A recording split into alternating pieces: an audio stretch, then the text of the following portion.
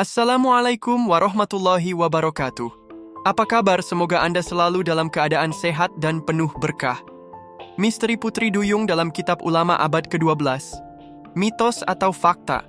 Di seluruh penjuru dunia, kisah tentang makhluk setengah manusia dan setengah ikan telah menghiasi legenda dan mitologi sejak berabad-abad lalu.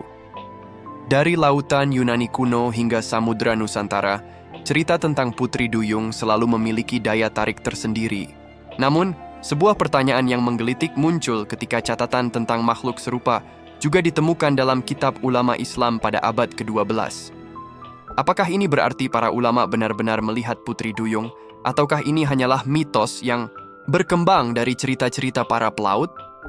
Dalam berbagai literatur Islam klasik, terdapat deskripsi tentang makhluk laut yang memiliki kemiripan dengan manusia. Salah satu kitab yang kerap disebut dalam kajian ini adalah Hasyiyah Al-Bujairimi, di mana terdapat penyebutan makhluk yang memiliki tubuh bagian atas menyerupai manusia dan bagian bawah menyerupai ikan. Para ulama tidak sembarangan dalam mencatat fenomena. Setiap peristiwa yang mereka dengar atau amati umumnya melalui kajian dan pertimbangan tertentu. Oleh karena itu, adanya referensi tentang Putri Duyung dalam kitab-kitab Islam klasik menimbulkan tanda tanya besar. Apakah makhluk ini benar-benar ada, atau sekadar mitos yang berkembang dari kisah pelaut yang sering melintasi lautan luas Islam? Sendiri tidak secara eksplisit menyebutkan keberadaan Putri Duyung dalam Al-Quran maupun hadis. Namun, Islam mengakui keberadaan makhluk-makhluk gaib yang tidak kasat mata oleh manusia, seperti jin dan malaikat. Jika ditelusuri lebih dalam beberapa tafsir tentang makhluk-makhluk yang mendiami laut, ada kemungkinan bahwa Putri Duyung yang diceritakan dalam berbagai kisah bisa jadi merupakan bagian dari alam gaib yang belum banyak terungkap. Dalam kitab-kitab fiqh klasik, bahkan ada pembahasan mengenai hukum mengonsumsi makhluk laut yang memiliki bentuk menyerupai manusia. Beberapa ulama berpendapat bahwa jika makhluk tersebut sepenuhnya hidup di laut, maka ia termasuk dalam kategori hewan laut yang halal dikonsumsi.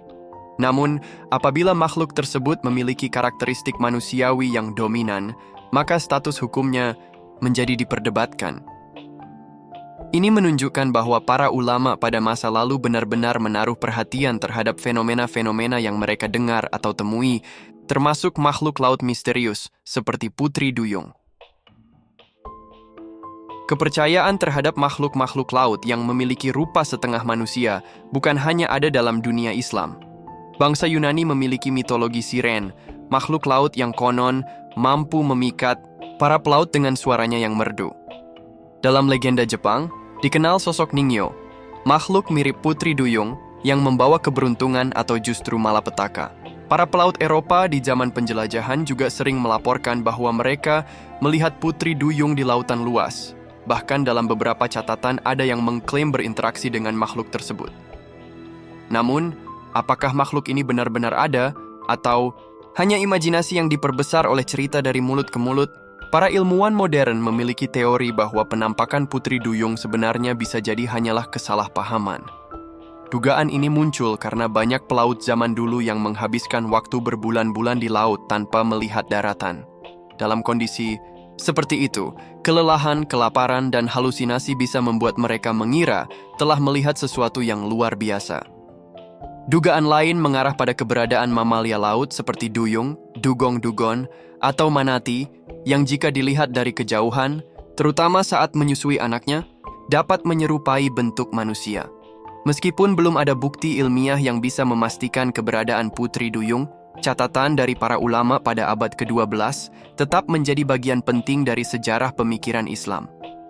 Para ilmuwan Muslim pada masa keemasan Islam dikenal sebagai cendekiawan yang tidak hanya mendalami ilmu agama, tetapi juga ilmu alam, geografi, astronomi, hingga biologi. Mereka terdorong oleh semangat Al-Quran yang mengajarkan pentingnya ilmu pengetahuan dan eksplorasi terhadap alam semesta. Dalam banyak kasus, catatan mereka seringkali lebih maju dibanding pemikiran Barat pada masa itu. Sejarah mencatat bahwa Islam selalu menghargai ilmu pengetahuan dan penelitian terhadap fenomena alam. Jika memang Putri Duyung adalah makhluk nyata yang pernah ditemui oleh para pelaut Muslim di masa lalu, maka mungkin ia adalah bagian dari ciptaan Allah yang belum sepenuhnya dipahami manusia. Kemungkinan lainnya, Kisah ini berkembang dari budaya lokal yang kemudian diadopsi dalam catatan para ulama. Yang jelas, kisah Putri Duyung tetap menjadi salah satu misteri yang belum terpecahkan hingga kini. Dengan semakin berkembangnya teknologi eksplorasi laut, siapa tahu di masa depan kita akan menemukan jawaban dari misteri ini. Apakah benar ada makhluk seperti Putri Duyung yang mendiami lautan dalam? Ataukah ini hanyalah bagian dari mitos yang telah diwariskan turun-temurun?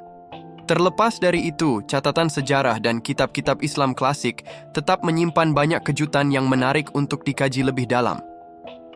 Salurkan wakaf Anda di sini, Bank BRI 066-100-139-8-307 atas nama Yayasan Wakaf Khaira Zadina. Salurkan wakaf pakaian bekas Anda untuk korban bencana melalui kami. Kami siap mencuci dan merapikan sebelum disalurkan.